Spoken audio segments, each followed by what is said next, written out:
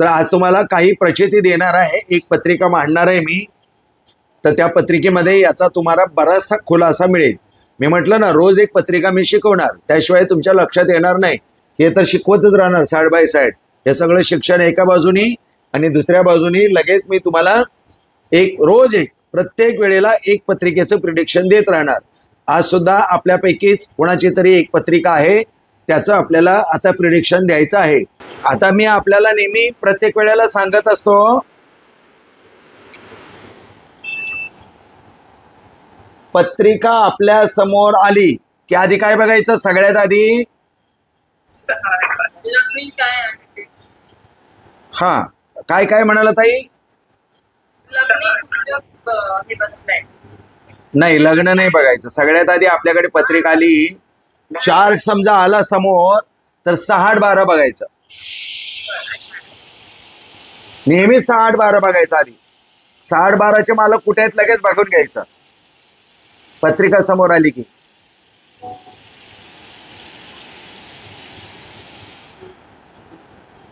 ते बघितलं की राशी बघायची.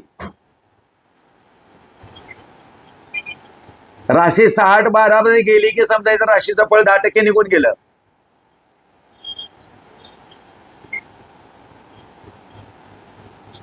आणि त्याच्यानंतर मग नक्षत्र बघायचं, योग बघायचा आणि करण बघायचं.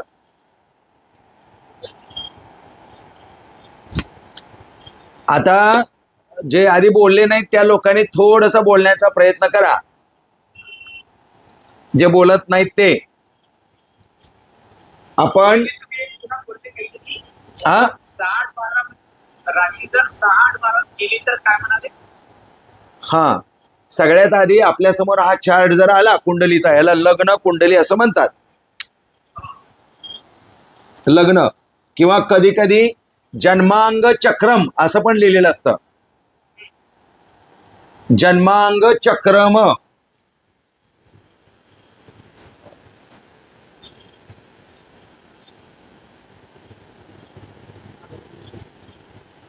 असं पण लिहिलेलं असतं. हे षष्टम. हा हा बोला. नाही, तेच त्याच विषयावर आहे. तुमच्या समोर असा चार्ट आला की सगळ्यात आधी 6-8-12 बघायचे. 6-8-12 मध्ये कोणत्या राशी आहेत बघून घ्यायच्या. 6-8-12 मधल्या राशींचे मालक कोण आहेत लगेच कुठे कुठे बसलेले आहेत फटाफट चेक करायचा. आता इथे षष्टम स्थानचा मालक कोण आहे? कुठे गेला? आणि अष्टम स्थानचा मालक कुठे आहे? 12व्या स्थानात गेला. आता हे काय झालं? विपरीत राजयोग. लक्षात ठेवा. आता हे कुठेतरी एका पेरावरती कुठेतरी लिहून ठेवा बाजूला. 1 नंबर पॉइंट, विपरीत राजयोग एका साईडला लिहून ठेवा. कुंडली कशी बघायची, ती प्रिडिक्शन कसं करायचं ते शिकवतोय आता. एका साईडला लिहून ठेवा, विपरीत राजयोग. 6-8-12चा मालक एकमेकाच्या स्थानात आहे म्हणून विपरीत राजयोग. विपरीत राजयोग असतो त्यावेळेला मी काय म्हटलं होतं? मृत्यूस्थान आणि आजाराचं स्थान, षष्टम स्थान एकमेकाच्या राशीमध्ये असतात. हे याच्या राशीमध्ये संबंध आहे तिन्हींचा. 6-8-12शी एकमेकाशी कोणताही संबंध आला असता विपरीत राजयोग होतो, परंतु पायाचा अपघात होतो. बरोबर? तर त्या पद्धतीनं यांच्या पायाचा अपघात झालेला आहे. बरोबर? हे ते सत्यता आहे. आता विपरीत राजयोग आहे म्हणजे यांच्याकडे पैसे असतील का? म्हणजे यांचं व्यवस्थित चाललं असेल का? उद्योगधंदा, व्यवसाय, नोकरी चालला असेल. हेल्थ वाईज काही प्रॉब्लेम असेल का? सगळेजण सांगा मिळून. कारण काय त्याचं?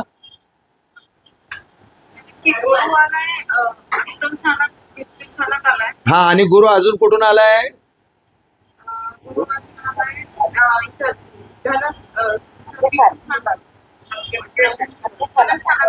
नशिबाच्या स्थानातून. बरोबर आहे.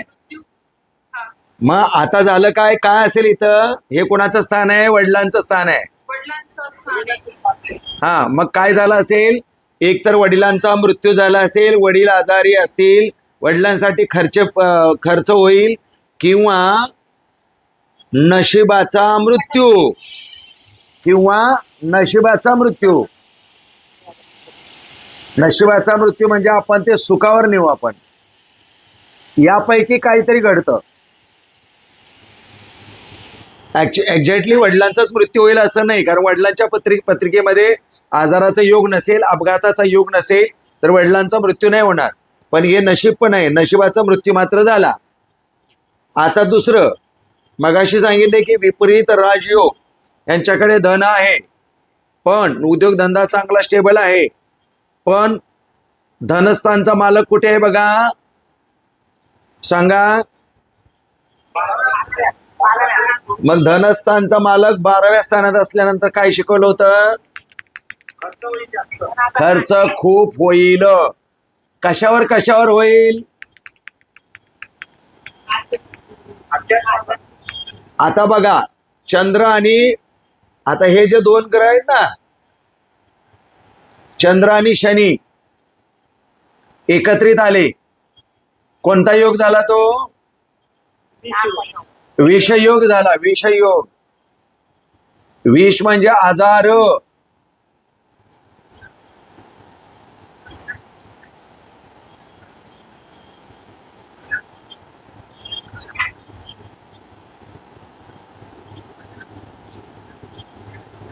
म्हणजे पैसे कशावरती खर्च होणार? आजारावरती खर्च होणार.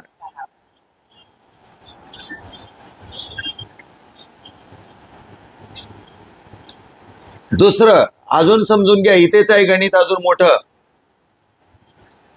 आता हा शनी आणि सूर्य जेव्हा एकत्रित येतो तेव्हा कोर्ट कचेरीचे योग येतात. कटकटी, भांडणतंटा, पोलीस स्टेशन असे योग येतात. तर अशा वेळेला कोर्टात सुद्धा पैसे खर्च होतात, किंवा आपले पैसे हरवतात, किंवा आपली जागा जमीन असेल तर दुसरे बळकवतात. ते आपल्याला कधी कधी सोडून द्यावं लागतं, असं पण होतं. म्हणजे धनाचा नाश विपरीत राजयोग असला तरी विपरीत राजयोग त्या बाजूने मिळवून देतोय, पण या बाजूने नाश करतोय. म्हणून विपरीत राजयोगाला मान्यता चांगल्या प्रकारे दिलेली नाही, त्याला विपरीतच शब्द दिलाय. आता धनस्थान चेक केलं, आता नशिबाचं स्थान चेक केलं, आता दोन्ही पायांची आपण स्थानं चेक केली. आजाराच्या स्थानचा मालक मृत्यूस्थानात, त्यामुळे काय झालं? Destroyed स्थानाशी connection. डिस्ट्रॉइड म्हणजे तोडफोड होणे, मारणे, अपघात होणे. दोन्ही पायांचा अपघात झाला. आता अजून एक गणित लक्षात घ्या व्यवस्थित. एवढं झालं, आपल्या समोर कुंडली आली की आपण 6-8-12चा मालक कुठे कुठे आहे बघितलं. पटकन एवढंच महत्वाचं काम असतं. त्याच्यानंतर बघायचं असतं धनस्थान, ते पाहिलं आपण. आता त्याच्यानंतर पाहायचं असतं विवाहस्थान. हे स्टेप्स आहेत. कुंडली कशी बघायची? तर अशा पद्धतीने बघायची. सगळ्यात आधी 6-8-12चा मालक कुठे आहे? 1 नंबर. 2 नंबरला धनस्थान, 3 नंबरला विवाहस्थान. हे तुम्ही भाग्याचं स्थान बघा किंवा नका बघू, त्याला काय एवढं, ते वडिलांसाठी तर असतं आणि नशिबासाठी तर असतं. प्रयत्नावर अवलंबून आहे, ते प्रयत्नाचं आहे स्थान. आधी वाईट वाईट काय आहे ते शोधून घेऊन मग चांगलं चांगलं काय आहे ते शोधो, आणि असंच करायचं असतं. कुंडली तुमच्या समोर एखाद्याची आली की त्यात वाईट काय काय आहे ते सगळं लिहून काढायचं एका बाजूला. हा, आता बघा विवाहस्थानचा मालक कुठे आहे? विवाहस्थानचा मालक हा कशामध्ये आहे? कोणत्या याच्यामध्ये? विषयोगामध्ये आहे. 12व्या विवाहस्थानचा मालक 12व्या स्थानात आहे, परंतु तो विषयोगात आहे. लक्षात आलं का? नसेल तर मला सांगा, मी सांगतो तुम्हाला. बर, विवाहस्थानामध्ये मकर राशी आहे. आधीचं कुठलं? हा, त्या 12व्या स्थानाचं सांगतो ना आता. विवाह स्थानामध्ये मकर राशी आहे. मकर राशीचा मालक 12व्या स्थानात आहे. कोण आहे मकर राशीचा मालक? शनी आहे. शनी कोणाबरोबर आहे? चंद्राबरोबर आहे. मग हा चंद्र आणि शनी विषयोग झाला, म्हणून विवाह स्थानचा मालक विषयोगामध्ये आहे. मग आता विवाहस्थानचा मालक म्हणजे जोडीदाराचा मालक डिस्ट्रॉइड स्थानामध्ये. आता काय काय होत असेल सांगा. पहिली स्टेप्स अशी आहे, विवाह झालाय का. दुसरी स्टेप्स आहे, विवाह टिकलाय का. तिसरी स्टेप्स आहे, एकत्रित आहात का, दोघांचं जमतं का. आणि ते जर होय म्हणाले तर मग 5वी स्टेप्स आहे, त्यांना विचारायचं जोडीदाराची तब्येत बरोबर आहे का, त्यांना कोणता प्रॉब्लेम आहे का हेल्थ वाईज. मग ते म्हणतात हो, यापैकी काहीतरी एक नक्की येतं. आलं लक्षात? जोडीदाराचा मृत्यूच होईल असं नाही. काही वेळेला हा कोर्ट कचेरीचा योग आला, सूर्य आणि शनी, त्यामुळे मग कोर्ट कचेरी करण्यापर्यंत पण जातात, डिवोर्स वगैरे पर्यंत जातात. पण on depend life partners horoscope आपल्या एकट्याच्या पत्रिकेवर फारसं अवलंबून नसतं. त्यांची सुद्धा पत्रिका बघितल्याशिवाय आपल्याला निश्चित फळ देता येत नाही. आता हे स्ट्रॉंग असेल तर मग नाही होणार. काहीच नाही होणार. लाईफ पार्टनरच्या पत्रिकेचं आता इथे आजार दिलाय ना, यांच्या पत्रिकेमध्ये जोडीदाराच्या पत्रिकेत आजार दिलाय, तर विषोग म्हणजे आजार दिलाय. तर त्यांच्या पत्रिकेत आजाराचं स्थान आजार नसेल, किंवा त्यांच्या पत्रिकेत डिव्होर्स योग नसेल, किंवा त्यांची पत्रिका चांगली असेल, तर कोणत्याही प्रकारचा त्रास होणार नाही, असं गणित आहे. आता त्यांच्यानंतर काय बघायचं? संतान स्थान. धन झालं, जोडीदार झाला, त्याच्यानंतर काय राहिलं? आता मुलांचं स्थान. मुलांचं स्थान बघा, पंचम स्थान. पंचम स्थानामध्ये सगळ्यात वाईट आहे तो राहू आहे. हा राहू ओटीपोटाचा त्रास देतो, सिझरिंग अबॉर्शन्स घडवतो, मुलं ऐकत नाहीत, आपल्या म्हणण्यानुसार मुलं चालत नाहीत, त्यांच्या हिशोबाने मुलं चालतात. पण हे एकाच्या पत्रिकेवर आहे. मुलगा जोडीदारापासून सुद्धा झालेला आहे, म्हणजे मुलगा जोडीदाराच्या पत्रिकेत जर मुलाचं स्थान चांगलं असेल आणि त्याला मुलाचं सुख असेल तर मुलं चांगली निघतात, ऐकतात. पण शक्यतो एक लाईन लिहून घ्या, पंचम स्थानामध्ये महिलांच्या पत्रिकेमध्ये जर मंगळ राहू शनी असेल तर, किंवा त्यांची राशी असेल तर, मंगळ राहू शनी किंवा त्यांची राशी असेल तर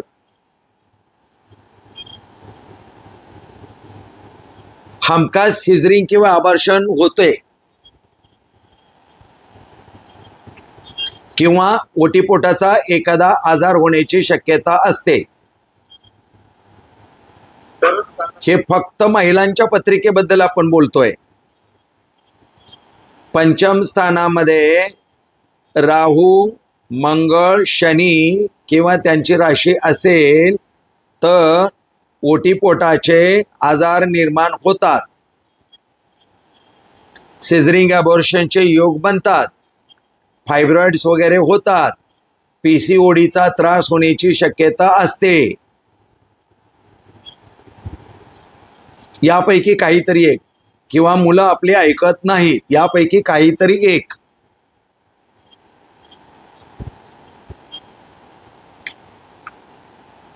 नेपच्यून चांगलं फळ देईल का? हा? नेपच्यून चांगलं फळ देऊ शकतो. नाही, हा, आता त्या आहे ना, तिथे तोच विषय चालू आहे ना आपला. आता हे लिहून दिलं की त्याच विषयावर आहे. माझा एक प्रश्न होता, हा, ही पत्रिका जर तुमच्याकडे लग्न अगोदर आली तेव्हा मुलं पण नाहीये, जोडीदार पण नाहीये, हा, तुम्ही काय हा, तर त्याच्यासाठी असं सांगितलं असतं. हा, चांगला प्रश्न आहे बघा, सगळ्यांसाठी फार उत्कृष्ट प्रश्न आहे. जर समजा अशी पत्रिका आपल्याकडे मॅच मेकिंगसाठी आली किंवा लग्नाआधी बघायला आली, तर त्या मुलीच्या आईला सरळ सांगायचं की सगळ्यात आधी या मुलीचा तुम्ही कुंभविवाह करून घ्या, म्हणजे लग्नासारखं लग्न लावणार आणि लग्न मोडणार. कुंभाबरोबर म्हणजे विष्णू बरोबर त्यांचं लग्न लावलं जातं आणि ते लग्न मोडलं जातं आणि मग ठरलेल्या मुलाबरोबर त्यांचं लग्न लावून दिलं जातं, म्हणजे हा दोष निघून जातो. अशा लोकांच्या हातावरती इथे मला जी एक रेषा आहे ती 2 किंवा 2.5 वगैरे असतात. आता मागे मी सांगितलं होतं, एकदा दाखवलं होतं तुम्हाला. जाऊ द्या पर्चंट सर, आता काय आपल्याला गरज नाही त्याची. आता आपल्याला नाही आवश्यकता. ते मुलं होईपर्यंतच प्रॉब्लेम असतो. मुलं झाली की पुन्हा त्यांच्या पत्रिकेचा इफेक्ट सुरू होतो. आणि असं. मांगलिक पण आहे ना. हा हा मांगलिक पत्रिका पण. हा ते येतोय ना विषयावरती, ते येतोय ना. नाही, या पत्रिकेमध्ये ते येतोय त्या विषयावरती. नेपच्यून पंचम स्थानामध्येच आता राहू आहे. राहूचं फळ काय दिलंय ते तुम्ही लिहिलं, पण आता नेपच्यूनचं म्हटलंय असं, नेपच्यून ज्या ठिकाणी असतो तिथे शुभ फळ देतो, इंट्युशन्स देतो, अंतर्स्फूर्ती देतो. म्हणजे ह्या व्यक्तीला इंट्युशन्स खूप मिळत असतील, पुढे काय घडणार आहे ते कळत असेल, चांगले विचार मनात येणार, अडचण आली तर अडचणीतून बाहेर पडण्याचा मार्ग मिळणार, तो नेपच्यून देतो. हे नेपच्यून हा सद्ग्रस्त व्यक्ती आहे असं म्हणायला हरकत नाही. तो सत्सद विवेक बुद्धी निर्माण करतो, उत्पन्न करतो. निर्माण करतो म्हणण्यापेक्षा उत्पन्न करतो. पंचम स्थान आहे ना, बुद्धीच्या स्थानात आहे, तर तो इंट्युशन्स खूप देतो, आंतरसूचना चांगल्या देतो. त्यामुळे राहूचा प्रभाव कमी झाला.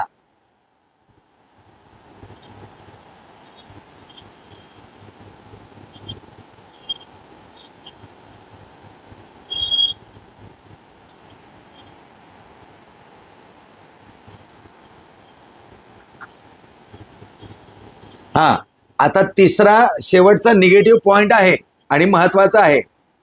हे कोण आहेत, अवयव मध्ये काय आहेत, हे 6 आणि 8 अवयव, दोन्ही पाय, पायाचा अपघात झाला. अजून अवयवामध्ये बघा, कोणाच्या तरी मोबाईलची पिन खरखर करते, जरा बघा ते इथे मला खरखर पर्यंत आवाज येतोय तो. हा, हे दोन्ही पाय, हे काय आहे सांगा, डोकं. हे सगळ्यांनी बोला, लक्षात घ्या. आणि हे तिसरं स्थान अवयवाच्या बाबतीत. हा, उजव्या साईडचा फुफ्फुस आणि लिव्हर. मग तिथे कोणती राशी आहे, हा, अजून कोणाचा तरी खरखर आवाज येतोय, त्याने पिन कॉर्ड लावलेला असेल कानाला, तो खरखर करतोय. जरा कोणाचा आहे बघा प्लीज. मग ते काय आमच्या रेकॉर्डिंग मध्ये पण करकर करकर करकर जातात आहे युट्यूब मध्ये. हा, तिसऱ्या स्थानचा मालक कुठे आहे,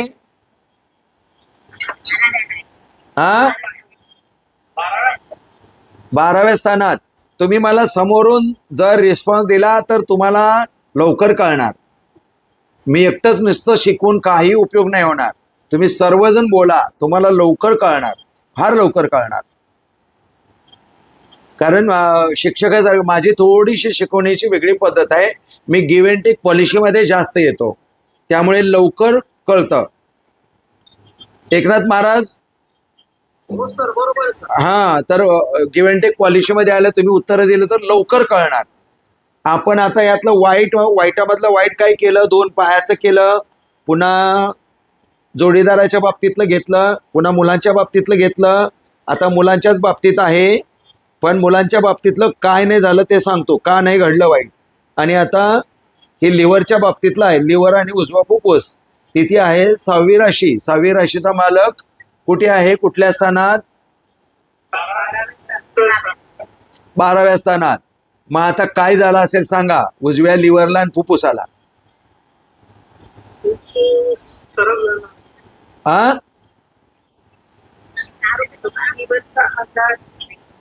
आता हे पराक्रमाचं पण स्थान आहे. पराक्रम करता नाही आला, पराक्रम करताना किंवा आजारी पडणे किंवा उजव्या फुफ्फुसाला त्रास होणे किंवा लिव्हरला त्रास होणे. मग आता बघा, फुफ्फुसाचा मालक म्हणजे तृतीय स्थानचा मालक 12व्या स्थानामध्ये विषयोगात. आलं का लक्षात? विष म्हणजे विषारीपणा, आजार. यांच्या उजव्या फुफ्फुसाला किंवा लिव्हरला 100% त्रास आहे आणि आहे. आलं लक्षात? त्याच्यासाठी हा पैसा खर्च होतोय.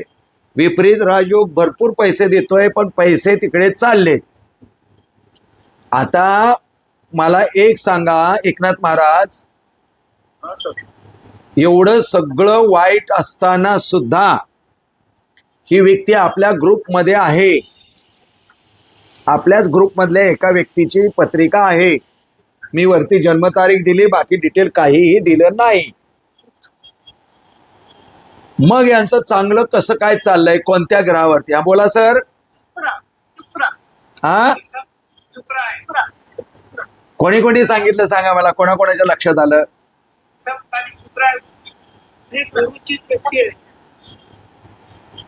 नाही, गुरु तर नाही. गुरुने नाही काम केलं चांगलं. गुरु गेला तो 8व्या स्थानात. गुरु गेला की गेला तो. उत्तम 2 स्थानं. हे बघा, पंचम स्थानचा मालक, मी एक तुम्हाला लाईन लिहून दिली होती, ती अजून लाईन लिहून घ्या. लग्नेश ज्या स्थानात असतो त्या ते स्थान बळकट करतो. लग्नेश ज्या ठिकाणी असतो ते स्थान बळकट करतो. तसंच ज्या स्थानाचा मालक लग्नेश असता ते स्थान सुद्धा बळकट होतात. ते पण लाईन लिहून घ्या.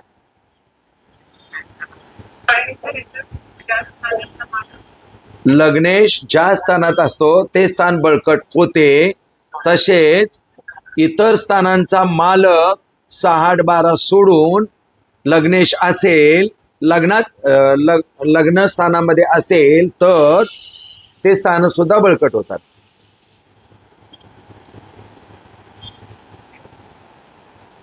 म्हणजे लग्नेश पंचमेश असू द्या किंवा पंचमेश लग्नेश असू द्या, हे दोन्ही स्थानं बळकट होतात.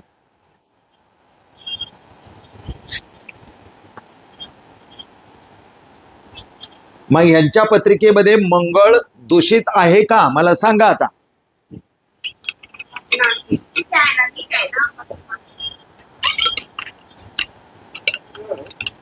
यांच्या पत्रिकेमध्ये मंगळ दूषित नाही, कारण राहूमुळे तो दूषित होतोय थोडासा, परंतु दूषित नाही झाला.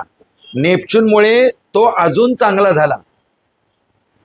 पण इथे मंगळ कर्क राशीतला सौम्य फळ देतो, हे लक्षात ठेवा.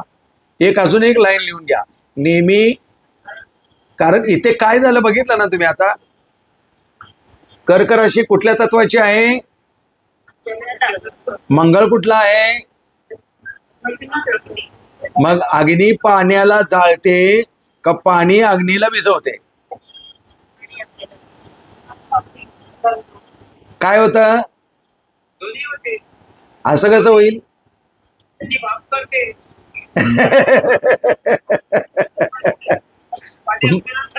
माझा प्रश्न असा आहे, अग्नी पाण्याला जाळते का पाणी अग्नीला विझवते?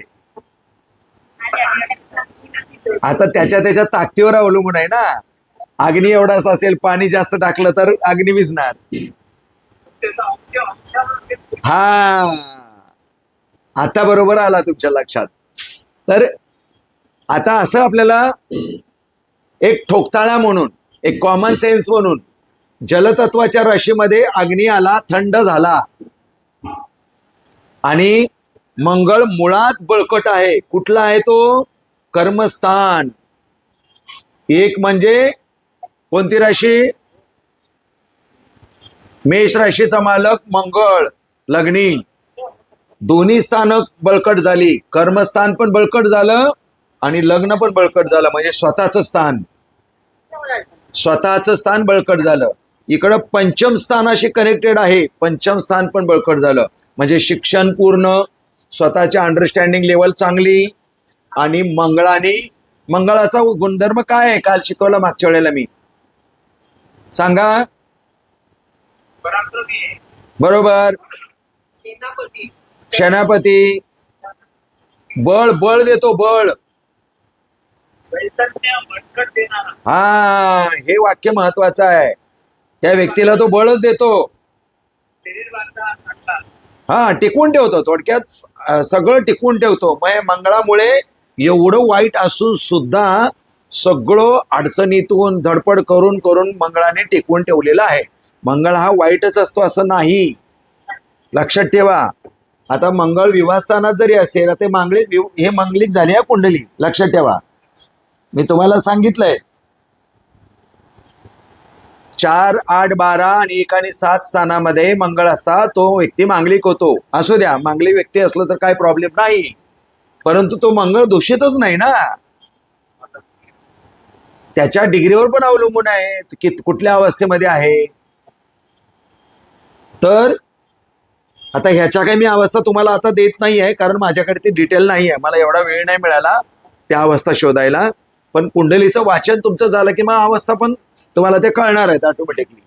हा, आता दुसरा ग्रह कोणता स्ट्रॉंग आहे सांगा. आता मंगळ आणि यांच्या पत्रिकेमध्ये वाईट जरी घडलं तरी वाईट झेलण्यासाठी बळ दिलं, कणखरपणा दिला आणि मोठ्या बळाने, ताकदीने, हिमतीने यांनी यांचं आयुष्य वाढवत गेले, जगत राहिले. हे बघा 74 सालची व्यक्ती आहे, आतापर्यंत कशी जगली असेल एवढ्या वाईट परिस्थितीत, पण सगळ्यांना संकटांना सामोरं जाऊन मंगळामुळे गेले. त्या शुक्राने काय केलं, यांना शुक्र बघा दूषित नाही, कर्मस्थानचा मालक आहे. आता कर्मस्थानचा मालक कुठून आलाय सर्वांनी सांगा.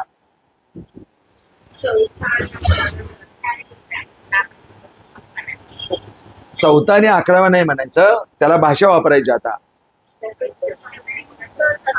चतुर्थ स्थान पण नाही म्हणायचं, भाषा वापरायची. लाभस्थानातून आणि सुखस्थानातून, लाभस्थानातून आणि सुखस्थानातून मग ह्या व्यक्तीला काय मिळणार, दोन्ही मिळणार की नाही. आणि मग ती कला निर्माण करणार आणि ती कला ह्या मंगळाचा उपयोग करून व्यवस्थित राहण्याचं त्यांना बळ देणार. अख्खी कुंडली वाईट आहे. आता बघा, पूर्ण अख्खी कुंडली वाईट आहे, पण 2 ग्रहांनी किती मोठं काम केलं यांच्या पत्रिकेत. यांना लिव्हरचा प्रॉब्लेम आहे, यांची हेल्थ वाईज प्रॉब्लेम आहे. इकडे विपरीत राजयोग झाला, दोन्ही पायांचा ऍक्सिडेंट झाला. एवढ्या संकटातून सुद्धा ते उभे आहेत आणि उत्कृष्ट काम करतायत. मुळात त्यांच्या पत्रिकेत विषयोग आहे आणि विषयोगाला सामना करणं सहजासहजी कोणत्याही व्यक्तीच्या हातात नसतं, कारण विषयोगात असणारी व्यक्ती गळून जाते. रोज तेच हो, चांगलं काही घडतच नाही, रोज वाईटच, रोज वाईटच. म्हणून आम्ही जे एक सेंटेन्स दिलेलं आहे ते सेंटेन्स असं आहे, प्रत्येक समस्येवर मात करणारं एकमेव शस्त्र म्हणजे नॉलेज, नॉट मनी. आणि नॉलेज कला देतो, सुशुक्र देतो. Counselling is a best medicine for our life. आता मी तुम्हाला शिकवलं होतं 12वं स्थान हे कशाचं आहे, आध्यात्मिक स्थान आहे. मी तुम्हाला सांगितलं होतं 12व्या स्थानचा मालक जेव्हा मृत्यूच्या स्थानात असतो, मृत्यूच्या स्थानचा मालक जेव्हा आध्यात्मिक स्थानात असतो, तेव्हा अशी व्यक्तीच्या आयुष्यामध्ये आध्यात्मिक प्रगती खूप होते. तर ही व्यक्ती फार आध्यात्मिक आहे, हे पण लिहून घ्या. मग आधी दिले लिहून, तरी पण आता लिहून घ्या. मोक्षस्थानचा मालक मृत्यूस्थानात किंवा मृत्यूस्थानचा मालक मोक्षस्थानात असता आध्यात्मिक प्रगती चांगली होते. तुम्ही मला विचारलं नाही अजून, हर्षल काय फळ देणार आणि प्लुटो काय फळ देणार. मी विचारणारच होते. हा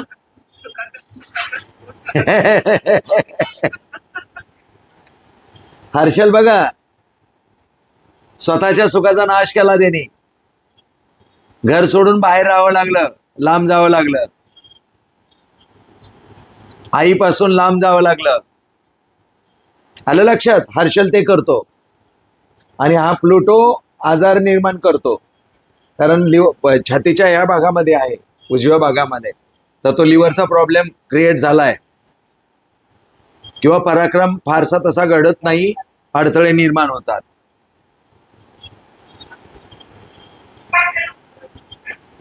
आता वरती बघा, सर नामच करत केतू त्याचं काय राहू आणि केतू पण समोरासमोर आले. ते समोरासमोरच असतात नेहमी. केतू तरी झालाय. मग केतूचं थांबा थांबा थांबा, याच्या आधी मी तुम्हाला काय सांगितलं, केतू ज्या ठिकाणी असतो, ज्याच्या बरोबर असतो, ज्या राशीमध्ये असतो, त्या राशीचं बळ वाढवतो. कारण हा, मग त्यांनी काय केलं, शुक्राचं बळ वाढवलं. कळलं का? सासरवाडीकडचं पण केतू. हा, सासरचं सुख आहे यांना, आहे सगळ्यांचं सुख आहे त्यांना, सगळ्यांचं सुख आहे, पण स्वतःच सुखाचा नाश होतोय, असं झालंय. महत्वाचं आहे. हो, फार महत्वाचं आहे. हो हो हो, महत्वाचा प्रश्न आहे. हे विषयोग आहे. आता अजून काय गडबड झाली बघा. यांचा जन्म ज्या वेळेला झाला त्यावेळेला गंडयोग. गंड म्हणजे गंडांतर, गंडांतर म्हणजे संकट, अडचणी.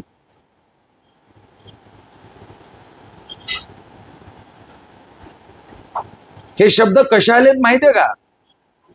ह्या शब्दावरून आपण अपभ्रंश केलेले आहेत. अरे काय रे, मला त्यांनी गंडवलं यार, आले का लक्षात? हे शब्द आहेत, ह्या शब्दातून ते शब्द निर्माण झालेले आहेत. गंडविणे म्हणजे मला फसविणे, म्हणजे गंडयोग. गंड म्हणजे संकट येणे. तिथे अतिगंड पण असतो, काही वेळेला अतिगंडयोग पण असतो, पण हा गंडयोग आहे फक्त. गंड म्हणजे एक संकट संपलं की दुसरं संकट समोर येणार, दुसरं संकट संपलं की तिसरं संकट समोर येणार, एक चॅप्टर क्लोज दुसरा ओपन, असं होत राहणार. हा, त्यामुळे याची शांती करून घ्यावी लागते. लिहून घ्या, गंडयोगाची ते सांगणारच आहे, कोणत्या कोणत्या योगाची शांती करावी लागते. ते गंडयोगाची शांती करावी लागते. कारण एका कुंडलीचं तुम्ही प्रिडिक्शन लिहून घेतलं तर तुमच्या हातून 100-200 कुंडल्या गेल्या आपला क्लास संपेपर्यंत की तुम्हाला लगेच कळायला लागणार. हा,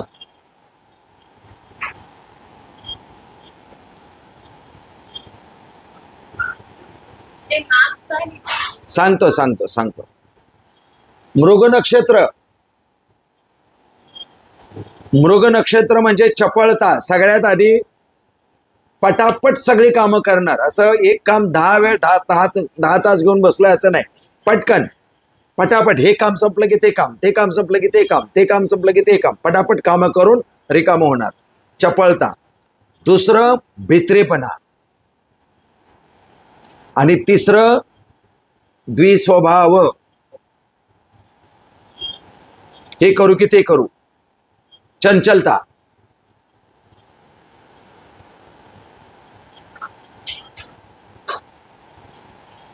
आता महत्वाचं राहिलं नागकरण.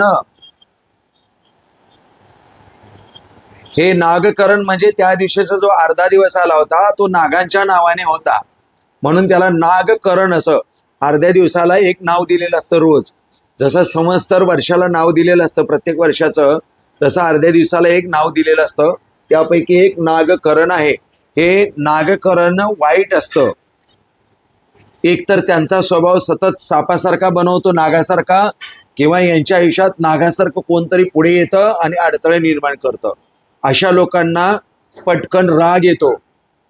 असे लोक डोक्यात ठेवतात लोकांना. अशा लोकांना बोललेलं सहन होत नाही. अशा लोकांना अपमान सहन करता येत नाही. त्यांच्याकडे टेक्निक नसतं, पण शुक्र इकडे असल्यामुळे ते टेक्निक आलं.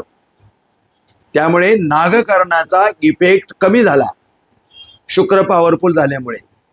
कारण एवढी पत्रिका वाईट असून सुद्धा कला, शुक्र, लक्झरी त्यांच्या ताब्यात आहे. टोटल लक्झरी त्यांच्या ताब्यात आहे. ती शुक्राने प्रोव्हाइड केली आणि धीटपणा मंगळाने प्रोव्हाइड केलाय. यामुळे मृग नक्षत्राचा इफेक्ट सुद्धा गेला. स्वतःच्या राशीचं फळ जे वाईट आहे ते सुद्धा गेलं. आता चतुर्थ स्थानचा मालक व्यय स्थानात, हे राहिला. डोके दुखणे, डोक्याला लागणे, विचार सतत मनात वाईट येणे, माझ्याच बाबतीत का घडलं असं सतत विचार करणे, मलाच टेन्शन का, माझ्याच बाबतीत असं का, सतत सतत विचार करत करत करत रात्रीची झोप न येणे, असे प्रकार घडतात. हा, आता याच्यावरती उपाय काय? सगळ्यात आता उपाय, एक तर गंडयोगाची शांती करायची, नागकर्णाची शांती करायची, स्वतःच्या राशीचं फळ 10% मिळत नाही ते सोडून द्यायचं. दुसरी गोष्ट, 6व्या स्थानच्या मालकाची ताकद नाही वाढवायची. 6व्या स्थानचा मालक कोण आहे? गुरु, म्हणजे गुरुचा खाडा वापरायचा नाही, स्टोन म्हणतो रत्न. 6व्या स्थानची ताकद वाढवणे म्हणजे गुरुचा स्टोन वापरणे. ह्याला उपाय असा आहे की गुरुचं दान द्यायचं. 6-8-12च्या राशींच्या मालकांचे दान द्यायचं त्या त्या दिवशी, तो एक उपाय असतो.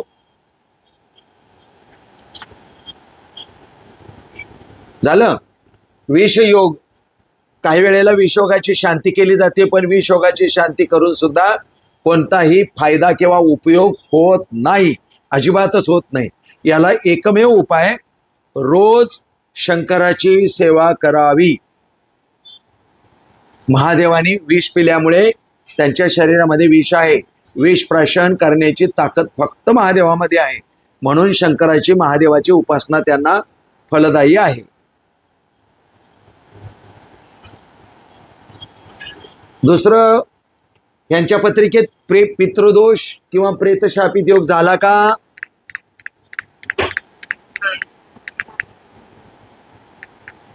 सांगा, सगळ्यांनी सांगा मिळून.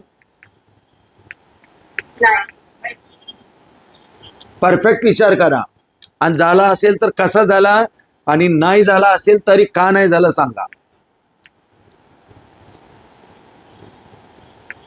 म्हणजे तुमच्यापर्यंत माझं, मी जे बोलतोय ते ज्ञान पोचतंय असं मला कळेल. हा, केंद्रस्थानामध्ये कुठेही राहू केतू असल्यानंतर पितृदोष निर्माण होतो, किंवा नशिबाच्या स्थानामध्ये किंवा धनस्थानामध्ये, कुटुंबाच्या स्थानामध्ये. आलं लक्षात? आता इथे मुलाच्या स्थानामध्ये आलाय, म्हणजे कदाचित यांची मुलांची पत्रिका जर आपण पाहिली तर त्यांच्या पत्रिकेत पितृदोष येण्याची शक्यता आहे, असं बघायचं असतं. सर्वांना कळलं का? राहू यांच्या पत्रिकेत पितृदोष नाही, पण त्यांच्या मुलाच्या स्थानामध्ये राहू आहे, म्हणून कदाचित मुलाच्या पत्रिकेमध्ये पितृदोष येऊ शकतो. हा, नेपच्यून असल्यामुळे नाही सुद्धा येणार. नेपच्यून असल्यामुळे मुलगा फार हुशार सुद्धा असणार, इंटेलेक्च्युअल पर्सनॅलिटी असणार त्याची नेपच्यूनमुळे, पण राहूचा त्रास मात्र मुलाला होत असावा, काहीतरी असेल, बघू ते पुढे. हा, आता विषयोगासाठी सतत शंकराची सेवा, आणि 6-8-12च्या मालकाचे रत्न वापरायचे नाहीत. लिहून घ्या एक लाईन. 6-8-12च्या मालकांची रत्न कधीही वापरायची नाहीत.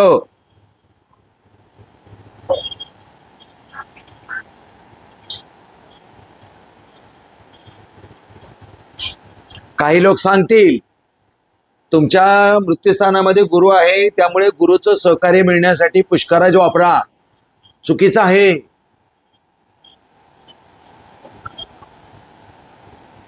सहा बारांच्या मालकाची रत्न वापरायची नाहीत. मग काय काय नाही वापरायचं मला सांगा आता. पुष्कराज नाही वापरायचा, नीलम नाही वापरायचा, पाचू नाही वापरायचा, पुन्हा नीलम नाही वापरायचा, मोती नाही वापरायचा, आणि पाचू नाही वापरायचा, आणि माणिक पण नाही वापरायचा. एवढी रत्न यांनी वापरायचे नाहीत. वापरले तर त्रास होईल. आता गुरुचा गुणधर्म असा आहे की तो सुख शांती प्रदान करतो. मृत्यूस्थानात आहे तो सुख शांती धनात बरकत देईल, पण डाव्या पायावर आहे मृत्यूस्थानात, तो डाव्या पायाला अपघात घडवेल, मग अजून त्याची ताकद नाही वाढवायची. समजा एखादा बालावस्थेत ग्रह असेल आणि तो चांगलं काम करतोय, चांगल्या स्थानात आहे, तर त्याचे कोणतंही रत्न 4 कॅरेटच्या आतलं काम करणार नाही. आता या तापट असतील का? शेवटचा प्रश्न.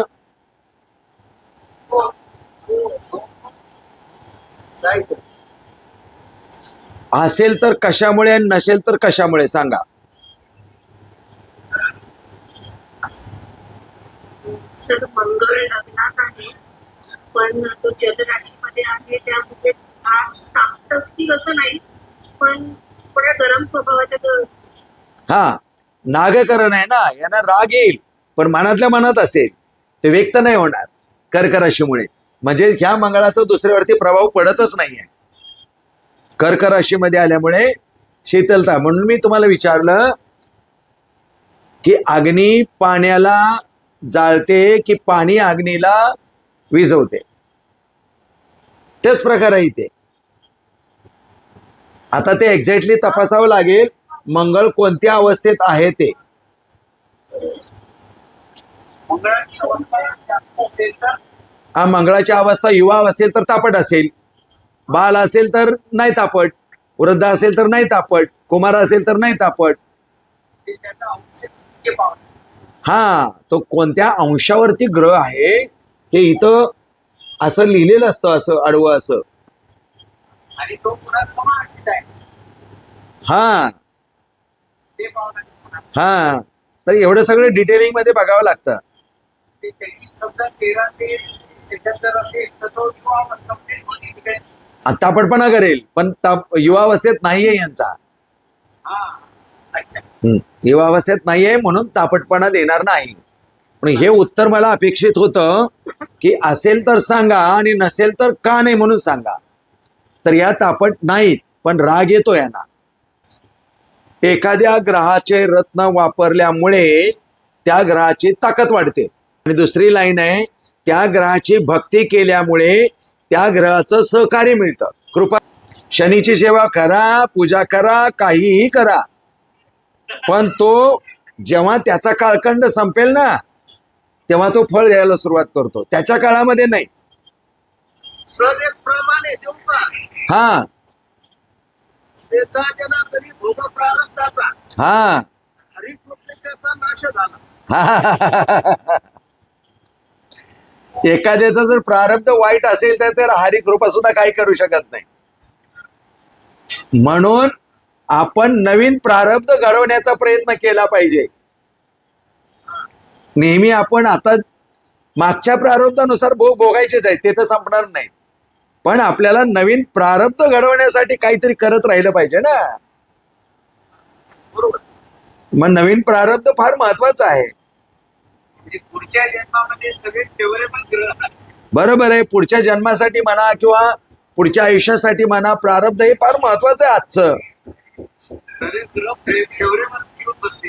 हो, आज काय वागताय त्याच्यावरच तुमचं उद्याचं फ्युचर अवलंबून आहे कसं आहे.